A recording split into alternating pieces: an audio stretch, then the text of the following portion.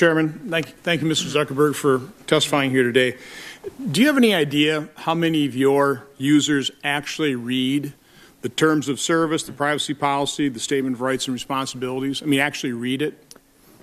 Senator, I do not. Would you imagine it's a very small percentage? Senator, who read the whole thing? I would imagine that probably most people do not read the whole thing, but everyone has the opportunity to and consents to it. Well, I agree, but that's kind of true of every application where you want to get to it and you have to agree to it and people just press that agree. The vast majority, correct? Senator, it's really hard for me to make a full assessment, but common sense would tell you that would be probably the case. With all this publicity, have you documented any kind of backlash from Facebook users? I mean, has there been a dramatic fall off in the number of people who utilize Facebook because of these concerns? Senator, there has not. You haven't even witnessed any? Senator, there was a movement where some people were encouraging their friends to delete their account, and I think that got shared a bunch. So it's kind of safe to say that Facebook users don't seem to be overly concerned about all these revelations, although obviously Congress apparently is. Well, Senator, I think people are concerned about it, and I think these are incredibly important issues that people want us to address, and I think people have told us that very clearly. Well, it seems like Facebook users still want to use the platform because they enjoy sharing photos and they share the connectivity with their family members, that type of thing, and that overrides their concerns about privacy. You talk about the user owns the data.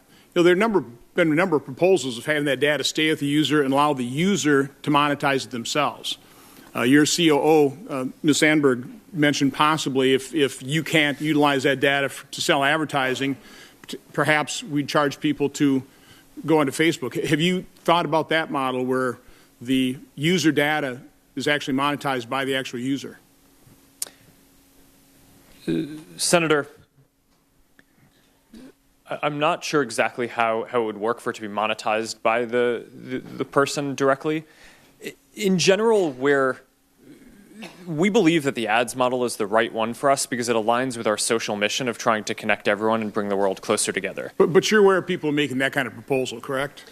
Yeah, Senator, a number of people suggest that we should offer a version where people can not have ads if they pay a monthly subscription, and certainly we consider ideas like that. I think that they're reasonable ideas to think through.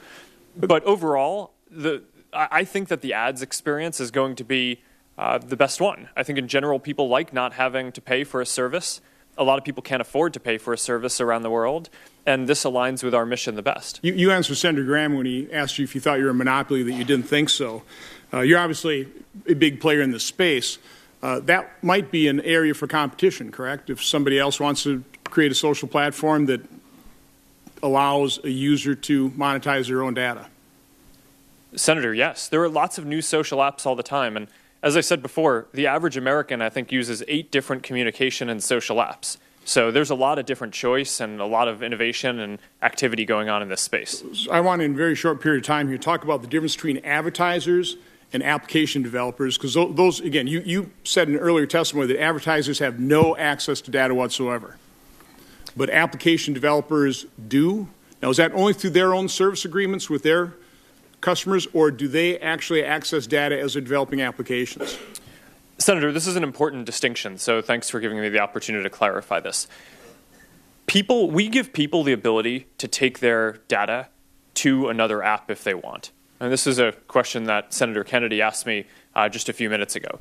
The reason why we designed the platform that way is because we thought it would be very useful to make it so that people could easily bring their data to other services.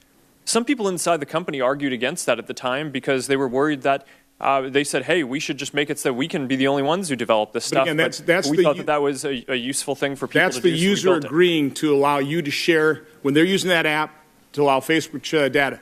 Does the developer ever have access to that prior to users using it? I mean, in developing the application, because you use the term scraped data. What does that mean? Who scraped the data? Yes, Senator, this is a good question.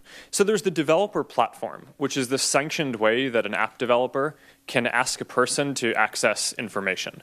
We also have certain features and certain things that are public, right? A lot of the information that people choose to put on Facebook, they're sharing with everyone in the world, not privately, but you put your name, you put your profile picture. That's public information that people put out there. And sometimes people who aren't registered developers of Facebook try to load a lot of pages in order to get access to a bunch of people's public information and aggregate it. We fight back hard against that because we don't want anyone to aggregate information, even if people made it public and chose to share it with everyone. Okay, thank you, Mr. Chairman. Thank you, Senator Johnson. Senator Hassan. Thank you, Mr. Chair. Thank you, Mr. Zuckerberg, for being here today. I want to talk to a couple of broader issues. I'm concerned that Facebook's profitability rests on two potentially problematic foundations, and we've heard other senators talk about this a little today. The foundations are maximizing the amount of time people spend on your products and collecting people's data. I've looked at Facebook's 2017 corporate financial statement where you lay out some of the major risks to your business. One risk is a decrease in, and I quote, user engagement, including time spent on our products. That concerns me because of the research we've seen suggesting that too much time spent on social media can hurt people's mental health, especially young people. Another major risk to your business is the potential decline in, and here's another quote, the effectiveness of our ad targeting or the degree to which users opt out of certain types of ad targeting, including as a result of changes that enhance the user's privacy. There's clearly tension, as other senators have pointed out, between your bottom line and what's best for your users. You've said in your testimony that Facebook's mission is to bring the world closer together, and you've said that you will never prioritize advertisers over that mission. And I believe that you believe that. But at the end of the day, your business model does prioritize advertisers over the mission. Facebook is a for-profit company, and as a CEO, you have a legal duty to do what's best for your shareholders. So given all of that, why should we think that Facebook on its own will ever truly be able to make the changes that we need it to make to protect Americans' well-being and privacy? Well, Senator, you raised a number of important points in there, so let me respond in a couple of different ways. The first is that I think it's really important to think about what we're doing as building this community over the long term. Any business has the opportunity to do things that might increase revenue in the short term, but at the expense of trust or building engagement over time. What we actually find is not necessarily that increasing time spent, especially not just in the short term, is going to be best for our business. It aligns very closely with the well-being research that we've done. That when people are interacting with other people and posting and basically building relationships, that is both correlated with higher measures of well-being, health, happiness, not feeling lonely, and that ends up being better for the business than when they're doing lower value things like just passively consuming content. So I think that's an important point to. Okay, and I understand the point that you're trying to make here, but here's what I'm concerned about. We have heard this point from you over the last decade plus. Since you founded Facebook, and I understand it, you founded it pretty much as a solo entrepreneur with your roommate, but now, you're sitting here at the head of a bazillion-dollar company, and we've heard you apologize numerous times and promise to change, but here we are again, right?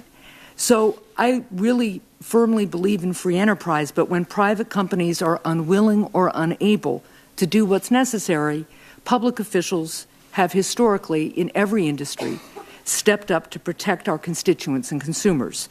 You've supported targeted regulations such as the Honest Ads Act, and that's an important step for election integrity. I'm proud to be a co-sponsor of that bill.